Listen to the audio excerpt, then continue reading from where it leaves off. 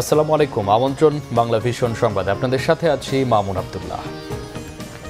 হামের উপসর্গে ময়মনসিংহ মেডিকেলে 3 শিশুর মৃত্যু হয়েছে। তারা হলো গৌরীপুর উপজেলার 7 মাসের ছেলে শিশু, জামালপুর মাদারগঞ্জের 4 মাসের মেয়ে শিশু ও নেত্রকোনার দুর্গাপুরের 5 মাসের ছেলে শিশু।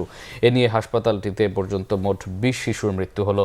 হাসপাতালের আইসোলেশন ওয়ার্ডে নতুন করে ভর্তি হয়েছে আরও 32 জন। আইসোলেশন ওয়ার্ডে এখন চিকিৎসাধীন 74 শিশু। হাসপাতাল কর্তৃপক্ষ জানায়, গত 17 মার্চ থেকে এ পর্যন্ত হামের লক্ষণ নিয়ে ময়মনসিংহ মেডিকেল কলেজ হাসপাতালে মোট 925 শিশু ভর্তি হয়েছে এবং সুস্থ হয়ে বাড়ি ফিরেছে 831 জন। চট্টগ্রাম কক্সবাজার মহাসড়কের লোহাগাড়ায় মাইক্রোবাস খাদে পড়ে 3 জন নিহত হয়েছেন। উপজেলার চুন্তি জাঙ্গালিয়া এলাকায় সকাল 9টার দিকে এই দুর্ঘটনা ঘটে। স্থানীয়রা জানায়, দ্রুতগতির একটি মাইক্রোবাস নিয়ন্ত্রণ হারিয়ে সড়কের পাশে খাদে পড়ে গেলে ঘটনাস্থলেই নিহত হয় 3 জন। পরে খবর পেয়ে ফায়ার সার্ভিস ও স্থানীয়রা হতাহতদের উদ্ধার করে স্থানীয় হাসপাতালে ভর্তি করে। স্থানীয়দের অভিযোগ, সড়কের বেহাল অবস্থা ও নিরাপত্তা ঘাটতির কারণে এই এলাকায় প্রায়ই দুর্ঘটনা ঘটছে।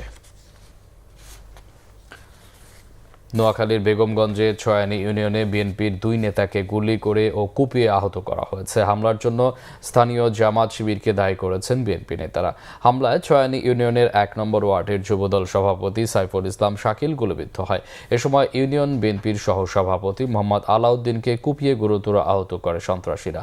নোয়াখালী জেলা যুবদল সাধারণ সম্পাদক নুরুল আমিন খান জানান, সোমবার রাতে স্থানীয় যুবদলের উদ্যোগে একটি মিছিল বের হয়।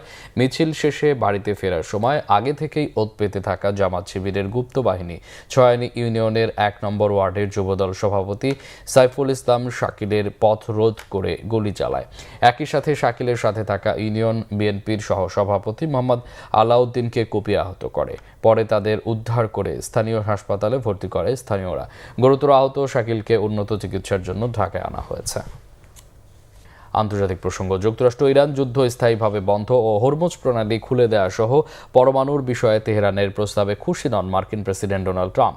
মার্কিন কর্মকর্তাদের বরাতে মঙ্গলবার ব্রিটিশ সংবাদ মাধ্যম রয়টার্স এই তথ্য দেয়। ইরানের প্রস্তাব ছিল, যুদ্ধ বন্ধ ও হরমুজ প্রণালী খুলে দেওয়ার বিষয়ে সমাধান না হওয়া পর্যন্ত পরমাণু নিয়ে আলোচনা করবে না তারা। কিন্তু মার্কিন প্রেসিডেন্ট মনে করেন পরমাণুর বিষয়টি আগে সমাধান করতে হবে। সোমবার ইরানের প্রস্তাব নিয়ে জাতীয় নিরাপত্তার দলের সাথে মার্কিন প্রেসিডেন্ট ট্রাম্পের আলোচনায় এরপর এসব তথ্য উঠে আসে। এদিকে মার্কিন পররাষ্ট্রমন্ত্রী মার্কো রুবিও সতর্ক করে বলেছেন, যে কোনো চুক্তির ক্ষেত্রে ইরানের পারমাণবিক অস্ত্র তৈরির পথ বন্ধের বিষয়টি নিশ্চিত করতে হবে।